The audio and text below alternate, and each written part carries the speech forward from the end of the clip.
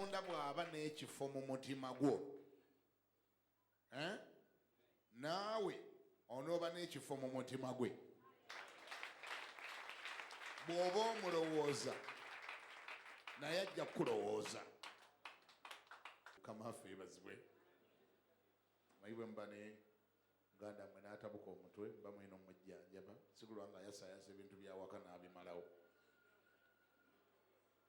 Kati mwongere okutusabira kuba tuliko we tutuuse mu linnya lya Yesu. Manyi buli muntu alina okuyitibwako. Kati kirabika ffe Katonda yatuyitira ebyo bwe bityo eby'engeri ng'eyo. Amiina. Buli muntu alina Katonda kye yamuyitira okukola. Gwe omubiri ogulaba otya guliko ebitundu bingi naye byonna bikola omulimu gufaanagana.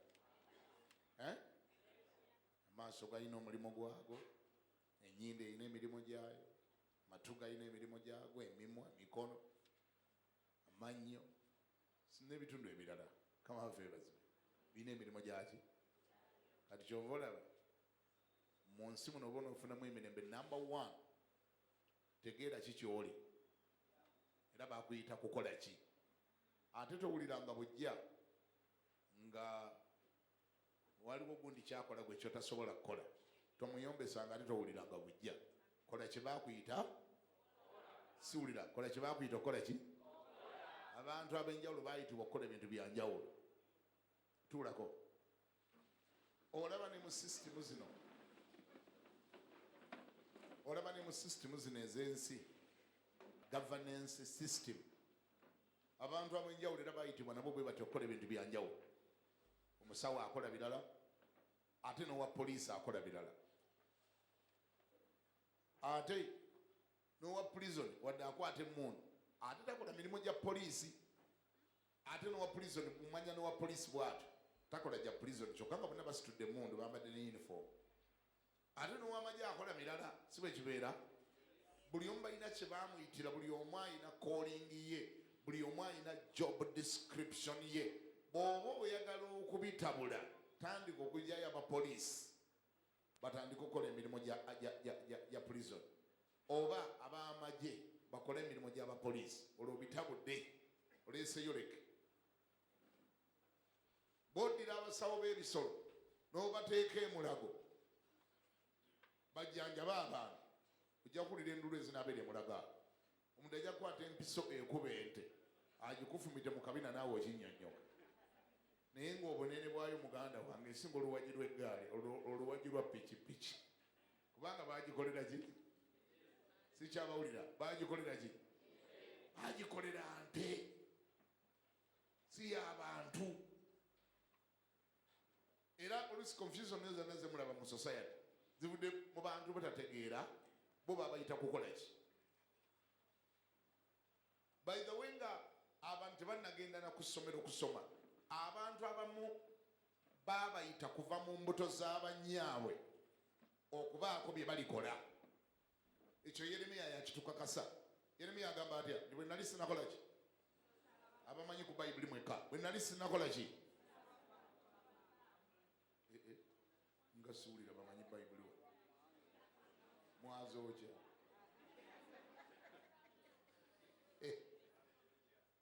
Temukyalina bayibuli. Olunyiri lugamba lutya bwe nali sinakola ki. Bwe nali sinakubumba mu lubuto lwa nnyoko nakumanya.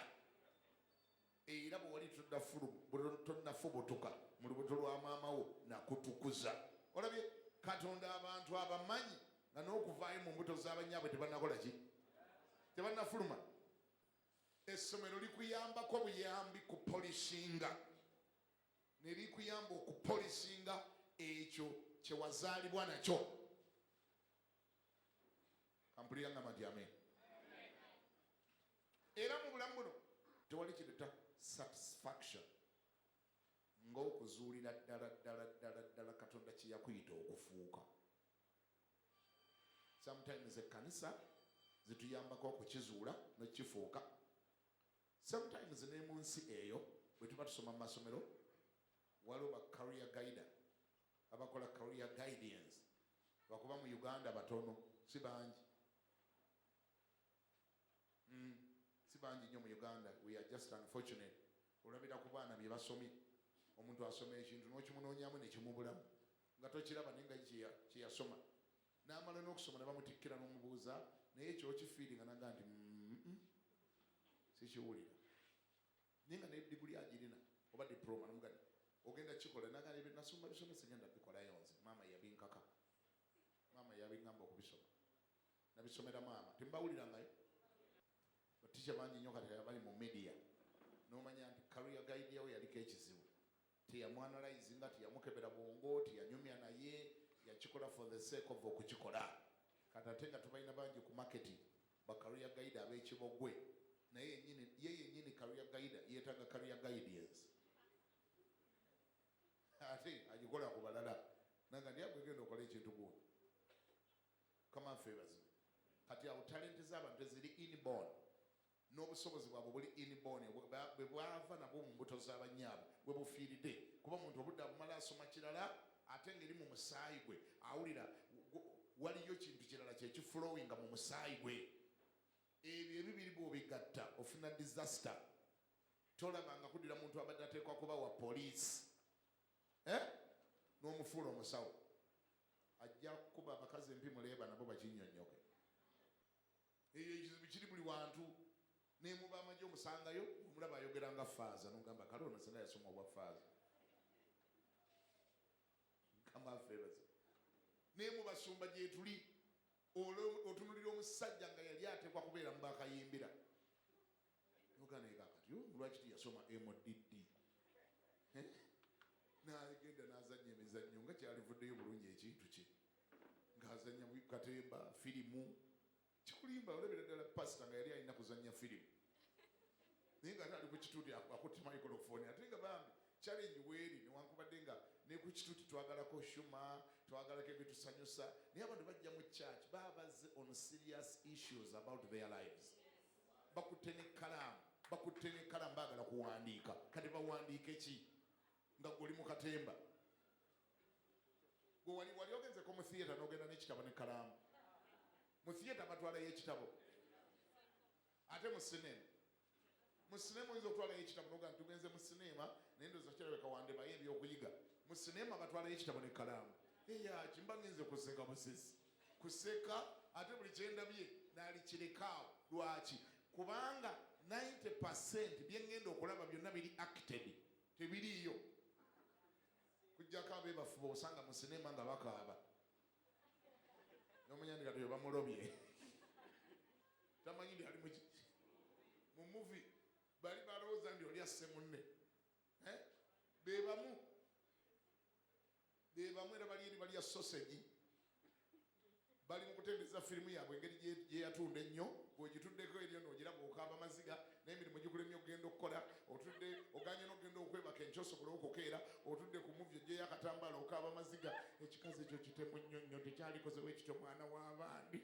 Ekikazi ekyo kitemu amanya nti kati ekinigeria kyavudde eri mu TV kati kiri mu mutwe gwe. Kati ekinigeria kiri mu mutwe gwe. Kati oluusi obeera very unfortunate okubanga gwe bwe wazze mu kyoyita ekkanisa ate wazze mu sinema holo nga tewategedde nojja n'akatabo ko n'ekkalaamu. Wazze mu theatre okanda kuvaawo okwata oti ekkalaamu okuva le watandise n'okwata bwe oli omusajja kyanaayogera nga temubangamu n'eki ali ku katemba. Kwotegerera ndi yali katemba kwe kwogera ekintu ku Sande ewedde ne wayita esande munagamba nze okufiira mu kitooke kya Gonja. Sikyogerangako yadde okukikola nogamba tuli kukiwano banna. Ate era nosigala ng'otudde era nga fala bw'abeera nosigala ng'owuliriza. Ono tulina politician ono yali ateekwa kusoma political science. Yali ateekwa either kusoma music, dance and drama MDD oba political science. Course gye ziri. Naye abantu bali misplaced. Abantu bye bakola si bye baali bateekwa okukola. People misplaced. Challenge eri ku baani abakola career guidance. Tebagayidinga bantu kubanga omwana omulaba ng'akyali muto. Noga naye omwana ono ali mu katemba mungi. Tumuteeke mu MDD. Ne mwogera naye mpola mpola. Ate era n'omwana nosobola omulabe waka by the way nomanya naye ono yandiba munnabyabufuzi ono nibuga bakakyalina emyaka 16 okalaba noga naye ono ajja kukola bulungi mu politics enjogera eyo yonna yonna eringa ya lukyama zinuga naye ono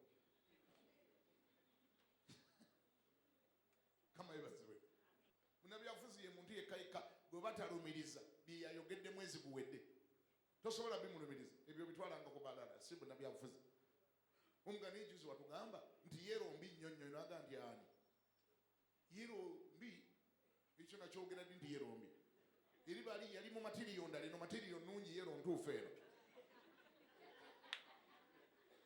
gwe yabirikodinga gwoswala gwewogezaako biyo nga wabirikodinga noga nti nesebo mwami gundi wali otugambye nti guliini yeyukayukayukayuka yerikola era bano ebyayero bifu nnyo nnyo ate kakati guliini wagivuddemu otya naga nti yali mulala teyali nze noga naye ngaafaanananga gwe abantu bafaanagana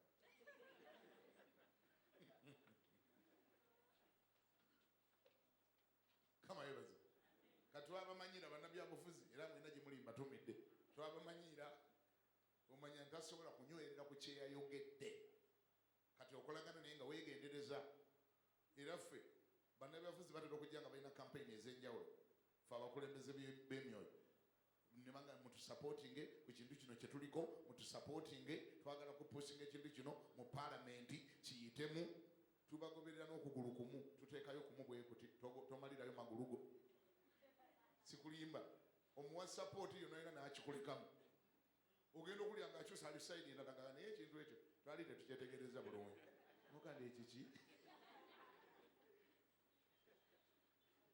ng'omanya ndi alabika alina we yabadde akawungezi ne bamuwa ebbaasayi bamuwadde ebbaasayi baga agenda weefuule n'akomawo n'akola atya kati ate nga gwe yamuwagira oli musajja wa Katonda tolina bwe weefuula ate yajja gy'oli nagamba ne mutuwe sapooti etteeka lino lisobole okuyitamu ebisiyaga birwanyisibwe bireme kulya musirise nnyo bannaddiini musirise nnyo muveeko muveeyo mubeeko kye mwogera etteeka lino lisobole okuyita muga nti kale naffe tuli mabega wammwe etteeka liyitemu bwe beefuula tebakomawo bwe baba neefuula tebadda tuga nti kino kye twazudde owulira kwogera ludikya omanyi kwegamba omanyi ekintu ekyo kwegamba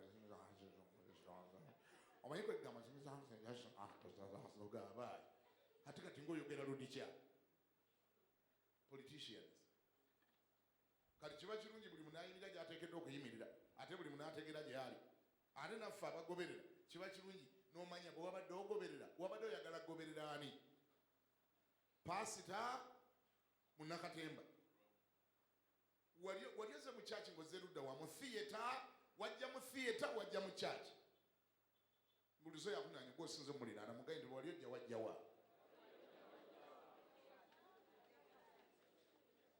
mu thiyeta buli ekibaayo tekiba riyo abantu bakuba endulu nga tewali abagoba oba nga tewali amukubye mu thiyeta omugira mbooti kikonde notakimutuusaako n'agwa mu thiyeta buuza akulinanye ng'omutunuulidde mutwesi nti wali ojjawa wali ojja mu sinema holo wajja mu kyaki mwagenda kulaba ki mu ddungu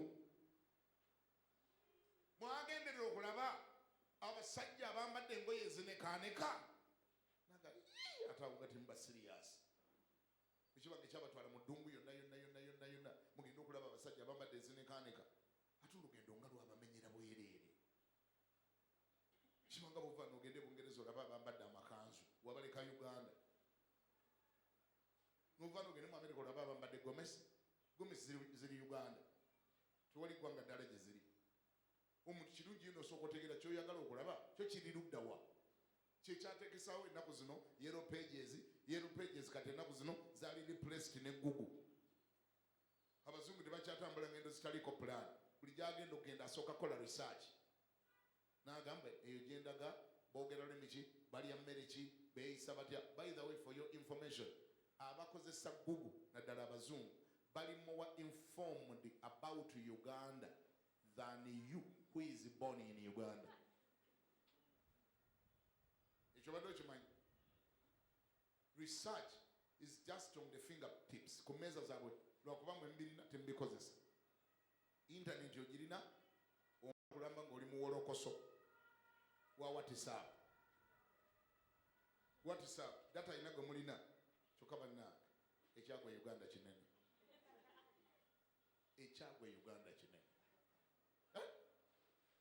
data abantu yonna gwe balina ku ssimu zaabwe ne ku iPad ne ku computer yenna ali only used mu bintu ebitalina mugaso. Company zitunda data zifuna kati sente mpitirivu just to creating gimmicks or creating fictions or creating obuntu obusesa olide bwe kabya abantu bibafuna mu sente goyiyayo kayiya kantuko nogamba tubayize kati olwalire wiiki eno kachaka natambula ennyo iya akantu wali omusajja gwe nalabye ennaku ezo nange ntera okulaba yabadde ku WhatsApp nga ye atadde amatooke ku ngalo ataddeko yekubye ne makeup mungi nnyo ng'agamba nti ekintu kyamwokya wona yamera n'amatooke ku ngalo bw'ati yamera amatooke nagasimanyi kyakkola kati muyaye munne najja n'amutunuzaamu kamera naga ndi embeera eno ogyogerako ekyo embeera eno ekubonyabonyeza obwenkanira wano okubeera nga wamera amatooke ag'enkanira wano ku ngalo nanyonnyola ebizibu byayiseemu mukazi yanzirukako abaana badduka bameka bamulabyeko ow'amatooke simanyi olaba bagasalako ate negaddako bagasalako negaddako ate bagasala gavaamu omusaayi mungi nnyo. Can you imagine? And you have to use data to watch all that nonsense. N'obulala bunnyo mu bulina eyo kati bakola sente nnyo mu data naye nga fe abamukozesa tumukozesa nga tulaba ebitagatta nnyo ku bulamu bwaffe. Sinagamba nti tomulaba kuba neeshuma tujagala mu bulamu buno stress yasukka obungi abantu balina ebizibu wakati bakyebaka betaaga stress removers tewali aganye mukama yebazibwe naye nze ŋŋamba singa ate omufisaamuko omu n'ogugulinga ku bintu ebimu nga information ejjudde ku yintaneeti nga bw'oba wagyesibyeko wangi ebintu 8 ku 100 byewandiyize ku ssomero olede biri ku yintaneeti babiteekako dda bwemba sigambye 80 could be on the lower side. Information yonna by the way neba teacher kati abasinga obungi babasomesa balekekyala tebakyamala nnyo budde bye bakusomesa babidownloadinga from Google n'alyoka abayimiriramu bwati n'abakanga abulamu nomwoza nti alina neyeekaza ng'alina paper yagidownloadinze n'alyoka annyonnyola ensonga noga nti omwana ono oba yasomera Harvard bannange yasomedde mu kisenge kye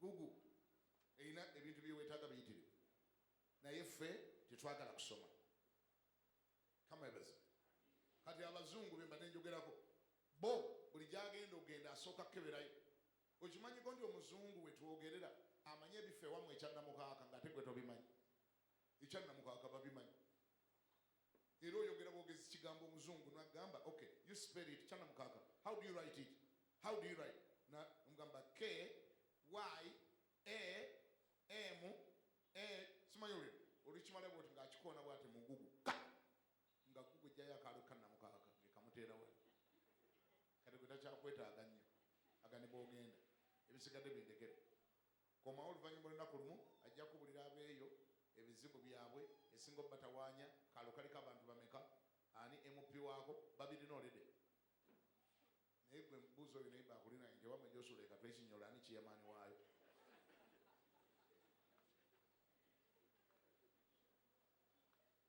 ajaga ate nga mmanyi owaaki ate owaaki ate mwetaagako ki mukama yebazibu siwulidde mukama yebazibu kankuweyo olunyiriri si lungi nnyo luno walulabye dda if not what did you go out to see a man dressed in fine clothes mwabatuwulira ku radio tuli mu kusoma Matayo 11:8 a man dressed in fine clothes no those who wear fine clothes are in king's palaces.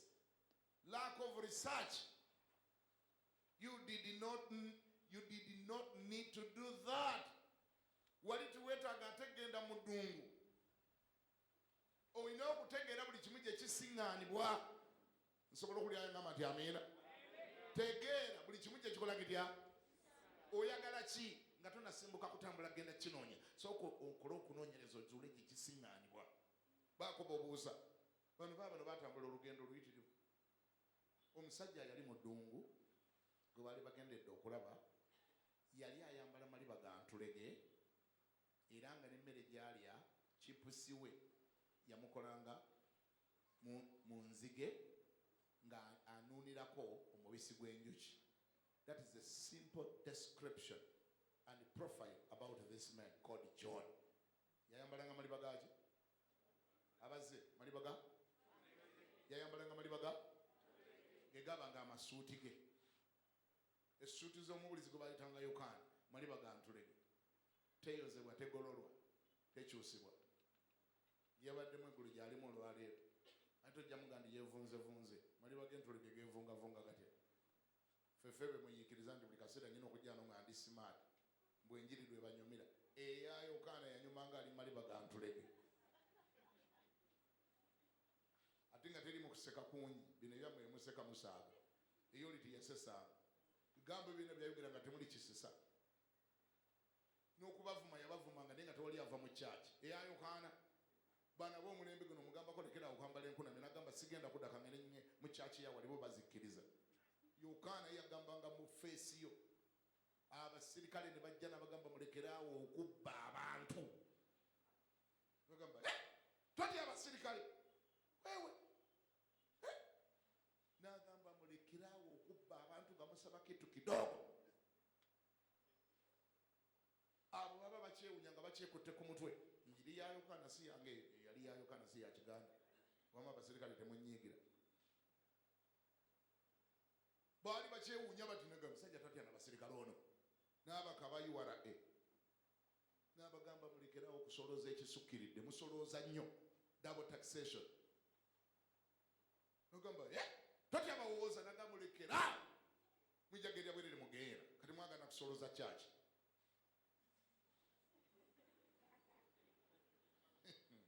Abantu bemusolooza gye bakolera basasudde. Bazze mu kyaki okusaba mwagala baddamu. Waliwo ananywa soda ataliko misolo. Wali anywa sukaali ataliko misolo. Wangi? Waliwo ayambala engoye nga tezasasula misolo nga ziyingira. People already paid taxes.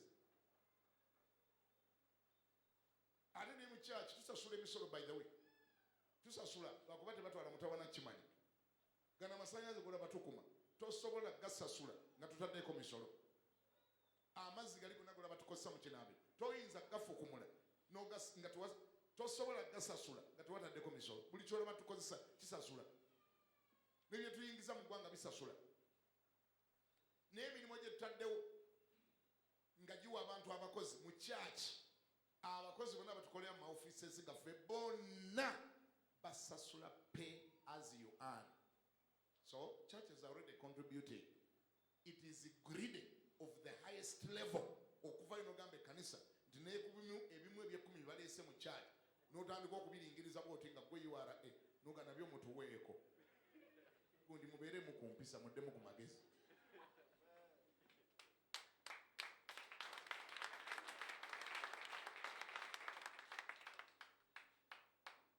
Babiwadde Katonda. Kati bye bawadde Katonda tebakuweeko. And that is disrespect, by the way. That is also disrespect. Emisolo, principle y'emisolo okuva gye yatandikira mu kitabo kya Bayibuli. Bano bali banasolooza misolo. Emisolo gyatandikira mu Bayibuli mu kitabo kya Levi. Levi akagamba akamu abagenda okusoma accounts n'aba filing emisolo mukawulira. That is not a new terminology. Levi. You levy taxes. Naye bakijjawa. Bakitoola eri mu Bayibuli ku Baleevi abasoloozanga emisolo gye bakijja. The concept bogendo gitunulira si yanjawulo. One of the principles, it is the senior that charges taxes from the junior. Principle tekyuka. Superior ya charging emisono kwono wa wansi.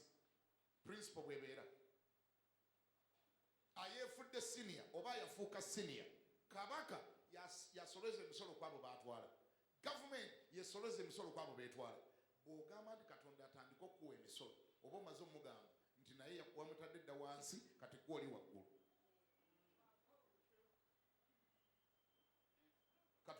bafuuse junior kuba junior yawa senior emisolo kati Katonda bafuuse senior mu Katonda naawe tuwe naye nga tonnajja wa Katonda sooka wa kabaka ebirabo bye bamuwadde byonna kabaka nga babireese bibawadde byonna kabaka amakula gwoba osooka okuliyingiriza ogende naye kabaka ofuna nnyo bakuwadde embuzi mmeka leetako emu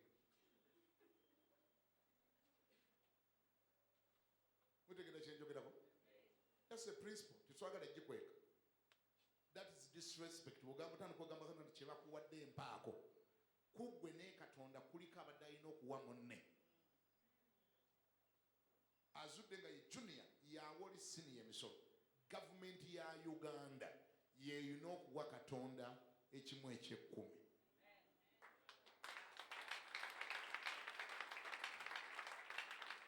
Gavumenti yawa government ya Uganda, and for many reasons, by the way, for many reasons, leave alone God being senior, but even when you look at how the government benefit from God, tell me amafuta getusima getulirako amabanja getuplaningirako plani zaffe zonna ez'omu maaso ani yagateekayo mu ttaka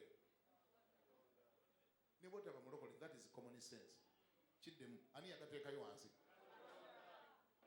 Abagasima bamuddiza ddi ne bamuga Mukama amafuta go ge twayiikudde tukuddizizzaako sente ziizino genda okole emirimu gyo kuba naawe twategedde nti olina ba agenti wano olina embase wano. Embase ya Katonda ye kyaki ba agenti ba Mukama be basumba babulira enjiri bannange emiliyoni 5 ziizino aba CFC omwezi guno mugenda oba mugula mu mizindaalo oba mugula mu mafuta oba musasula masannyalaze mwongere okukola emirimu gya Katonda nga mubuulira. When does the government pay a tithe to God?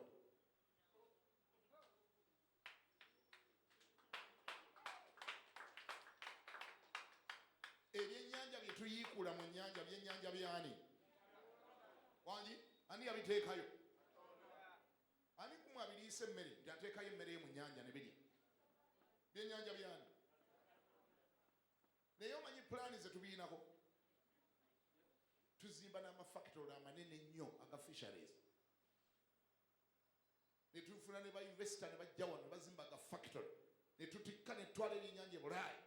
Ba individual ne bafunako obugagga bungi nnyo ne gavumenti nesolozaamu emisolo mingi. Abaayi Katonda yatadde ebyennyanja mu nnyanja bye muyiikula nga mutunda bwe mutunda mumuddizaako ddi emisolo? Talina mirimu gye wano? Talina mirimu gye giteekwa kutambula? Katonda tadeserving omuwaayo ekimu eky'ekkumi from the government of Uganda n'omugamba Mukama munnange tukusaamu ekitiibwa emisolo egyavudde mu byennyanja omwaka guno gyabadde obuwumbi 8 tubaddizaako emiliyoni 5 mugende mukole emirimu gya Mukama. Abakola emirimu gyabwe tuli mu kwewola bwewozi ate nga luwa bakungula mu bintu bya Katonda ate ffe twewola bwewozi obikola. Is that fair? N'ofunikira nga n'akatono ke tukuŋŋaanyiza ketujje mbafuna mpola abatunda ennyaanya abatunda obutungulu tubakaleetedde Mukama nti nako mutuweeko muswaleeko.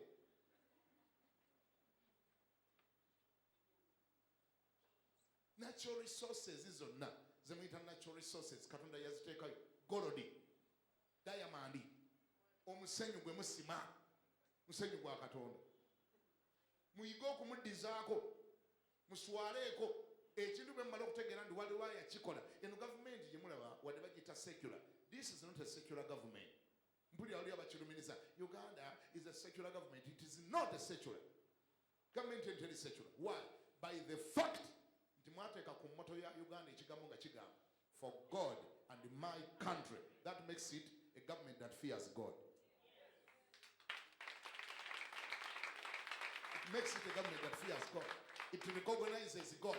Look at the national anthem. What makes the government of Uganda a secular government? What? Nga national anthem ekyayimba bwetyo eyo si sala namba. National anthem is a prayer. Oh you God, may God happen. Gwe mungamba nti eno government eri secular. Eri secular emanyi Mukama. Era mugikubireko mu ngalo emanyi Mukama. Ebulako kuwa kimu kyakkumi. Nyambako nti amen. Buli ayalayira wano yakwata kitabo kya ddiini. ositula kitabo oti ekyeddiini n'olayira ne mu kooti gyetulowooza nti waliyo obulabbayi bungi bakyasitula bayibuli zebalayiriramu nga bagenda okuwozesa nobagande wa omusajja ono omuzibu gwe tugenda okuwozesa ayinza otwefuulira nayeegaana engeri gye tutalina evidence ate tetumanyi kebera mitima naye waliyo katonda akebera ki emitima tumugamba alayirire mu bayibuli ajja kufunamu akaswala awulire conviction ne kooti zikyasitula bayibuli. Therefore, Uganda government is not a secular government. Therefore, erina okusasulanga ekimu ekyekumi ng'ekiwa Katonda. Era bwe munaakireeta bwe munaayingo kireeta tujja kikosa bulungi n'accountability tubawe.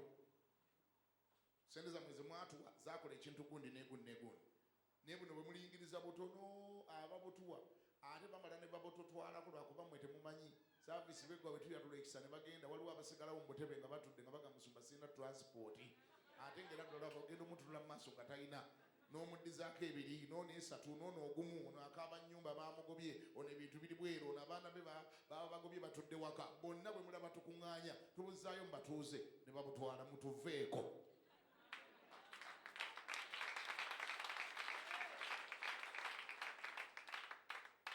Kama afeebazi wale nga ninga muli bagagganya emmotoka zemuvuga nga nnene bulala bale bannange emmotoka ezo nga zibazimbiza bwerere omutima mwe mulaba tuvuga nnene nnyo era nnyingi nnyo. Nzimbadde mbulira enjiri ku kituuti okumala emyaka 30 mu kulabako omuntu amaze emyaka 3 ng'akola ekintu yalivuze emmotoka sayizi ki?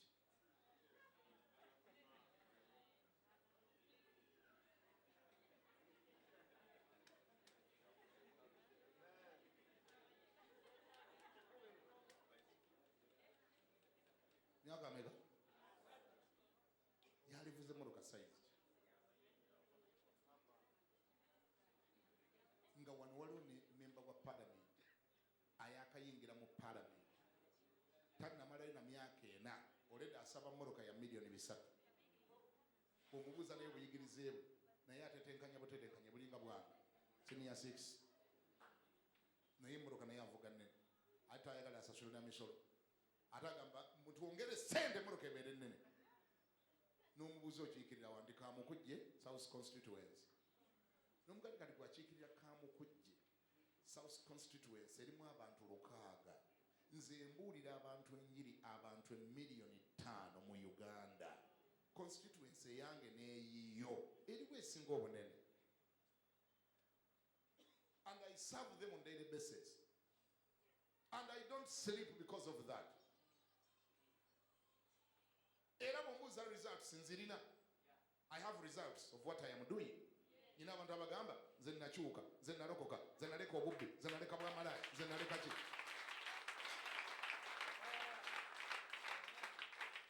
Gamba konti amen. Nina abagamba nze najja ndi mwavu ba MP osobola n'omubuuza results ze n'omugamba show us your results mu constituency byokoze naga ndi ogirondeka nvaako nkyakomyawo sente zange ze nateekamu. Oyo ayagala mmotoka nnene nze nvuga evakisowoga era nze bwe nvuga ennene emuzimbi omutima muzimbira ki omutima baana bange? Ambasada wa America avuga emmotoka nnene nga tewadde na misolo. Ambasada waawa?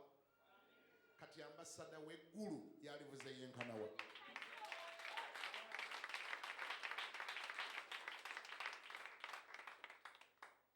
Ambasada waawa? Oweggulu baagala mbu oweggulu yababeera Kamukujje ennyo ayamale nga twengegudde nnyo olubege essuuti ng'ali mu ya mitwalo 3 mbolo balyoke bategeere nti wamma ddala kati awo omusajja wa Katonda. Engeri gy'atambulira ku booda kati awo omusajja wa Mukama. Engeri engato nga yabituli kati awo wa Mukama. Kamotoka nga avuga ngaliya nga bo bali mu Prado kati awo wa Mukama. Katonda nammwe ani asinga ekitiibwa? Muswaleeko. Myaka 3 gyenkoledde kyenkola nombalira akamotoka ndolo ya achievement y'amaanyi nnyo nga waliwo n'abansanga wano mu kibuga nga natandika dde okubuulira bo ne bagambye sijja kubuulira kankole bya business bo ne bakola ne ba branch nga ne bagenda mu bya business. They are already very rich They are the owners of these buildings. Nenga somebody came 10 years ago, all these rich men here, but nanyi bizimbe bino. Bansangano ze ngambuli. They are already owning arcades. They are already driving big cars. But they just came 10 years ago. And they are driving big cars and nobody is worried. Tuwali azimbye mutima. Abamba in a fleet. They have a fleet of cars. Oli omusigana nga ine moroka 10 mu kisaakali. Nze mvuze kamu ne kakuzimbye omutima muswaleeko.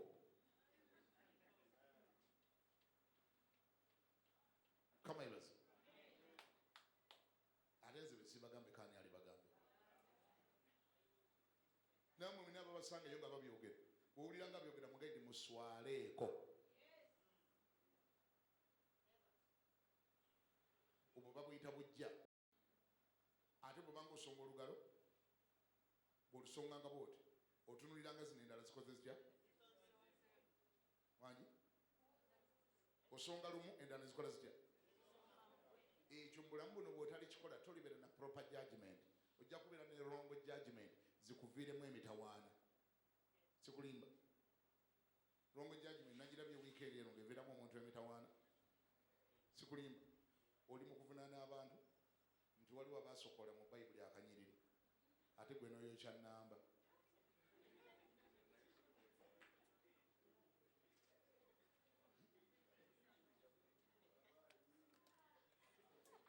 kati ani alina omusango omunene bali abaasokoolamu oba gwe ate ayokeza ennamba yonna yonna nensiŋŋananga okubya omwana wange akabazi omwana nga n'omukuba embazzi ku mutwe noganda yani ngeze omusiŋŋana nga bamugyemu amannya abiri baade bamugyemu amannya abiri nze nange ngeze okuba nga amannyo ge tegawera nenfuna akabazi nenkamukuba ku mutwe ebintu byobeera obibala ayagudde ku accident bamutwala mu ddwalo bw'osiŋŋana muno ng'emmotoka yamutomedde mu kolasi nemulekawo nga ali awo alaajana bamutomedde naawoza mmotoka mabega bwoti kwongera mwongeramu bali nga mumutwala mu ddwaliro ne bamujjanjaba wrong judgment zituleetera ebizibu ebintu bimu tubitegeera bubi ensawo ye yebinyewo yali ya kilo 10 bw'osiŋŋaana nga abaana babbako ekilo 5 ogenda ogipima ng'erimu esigaze kilo meka munziremu ng'esigaze kilo meka kati n'ebisigaddewo bikwata n'obiwammwala nuga nti bino ebinyoba byali ensawo 10 zaali kilo 10 kakati ani yagira bwati byonna n'obiwammwala kati tutandika okuga nti abaayi ate oli yabadde byeko ekilo 5 ate ye teyabadde takoze bubi nnyo ate ono ebinyoba byonna atabiyemu abaganda baga nti akatono kazira mu liiso akantu akatono bw'okasigaza akatono si kabi akatono k'osigazza kakuume nnyo ka protecting kubanga otegedde nti waliwo ababba ate n'akatono n'okasaanyaawo fena tulina bazadde baffe mu kyalo maama wange nagenda okudda ennaku ezo omukazi yali adduka emisinde takyasobola kudduka yanafuwa takyadduka kati nga nkwata akabazi nga mukuba ku mutwe namugandi anti nakusanga odduka ng'olina n'amannyo gawera mu kamwa kakati ate nze omukazi ayanzala yalina amannyo gonna nga gawera ate kati gwendaba tegakyawera kati weetereze enkubalule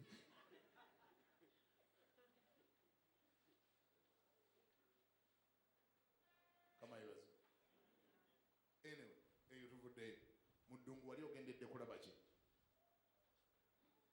mwana nga nziriza wali wande ompadde matayo if not what do you go out to see? A man dressed in fine clothes? Right judgment ejja kuyamba okutegeera buli kintu kiba kisiŋŋaana abambadde ezinekaaneka ulira bwagamba no those who wear fine clothes are in king's palaces. I like that. Women abasoma marketing. Okay? I think that one makes a lot of sense to you. Omuntu okutegeera kyonoonya ye kisiŋŋaanibwa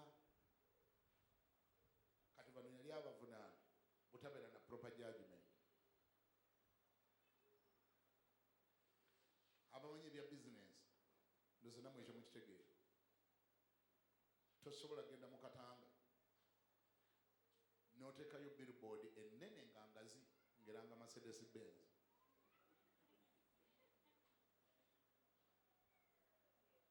Era buli agisangayo gwe wenyini gwe gwatwala nti oliko ekizibu ku mutwe. Abantu bakyanoonya amakubo gatuukawo awo. Ate golese billboard yaki Mercedes Benz empya zaatuuse miliyoni 5,500 naye ayitaddewo billboard eno ategeera bulungi.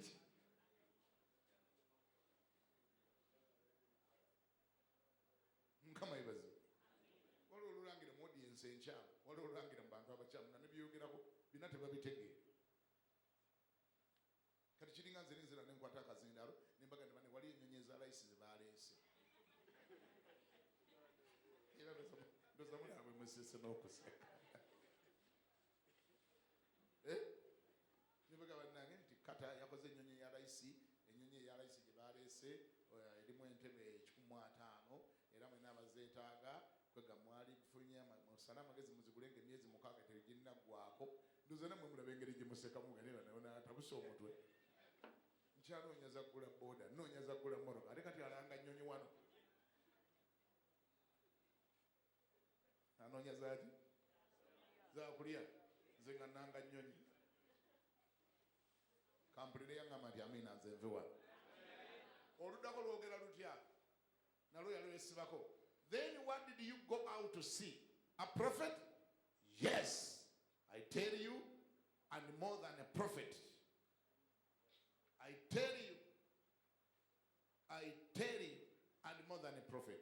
Bwemba mwali mugenze kulaba nabbi nga mwagenda okulaba Yokaana nga mwali mugenze kulaba nabbi awo mwakola bulungi kubanga amazima gali nti yali nabbi. Njogedde byonna byonna kambizinge bwe nti tegeera bwe wajja mu kyaki wali olagawa era wali ogendedde kulaba ki. Bw'aba yali Katemba ate waligendedde ddala mu National Theatre kubanga ate ffe tetumuzannya bulungi mumalayo. Wali ogeze kulaba Nigeria mu kanisa gula Nigeria byoba olaba. Bw'oba wajja mu nnyumba ya Katonda weeyise nga zze mu nnyumba ya Katonda jangu ngoze n'okuwandiika nga omanyi buli ekigenda okwogerwa kigenda kugasa obulamu bwo. Mukama yebazibwe. Era bwe boogera ebintu nga tebikugasa bwe kiba kisoboka, the earlier you get out the better. Bwe ntuuka nenzira mu Katemba leero nenjogera kino, leero nenkimenyawo, luli nenjogera kino ng'olaba tebikukolera, get out of that place. Gende wali ebintu ebikugasa ebinazimba obulamu bwo. Mukama abampeera omukisa. Teeka mukono gwo gamba nti ayi Mukama nkwebaza oli ekigambo kyempulidde, ekyo kibadde kyange ku mulundi guno gwokka. Ngenda kutegeeranga kiki kye nnoonya nawa gye kisiŋŋaanibwa ndyoke nkinonenga kubanga buli kintu kiriko gye kisiŋŋaanibwa. Nkwebaza olw'ekigambo kyempulidde, kitule mu mutima gwange ate era kingase kibale n'ebibala. Nkolamu omulimu Mukama, nteekateeka, nfuula ky'oyagala nfuuke, mbeere ky'oyagala obeere. Mu linnya lya Yesu, amiina.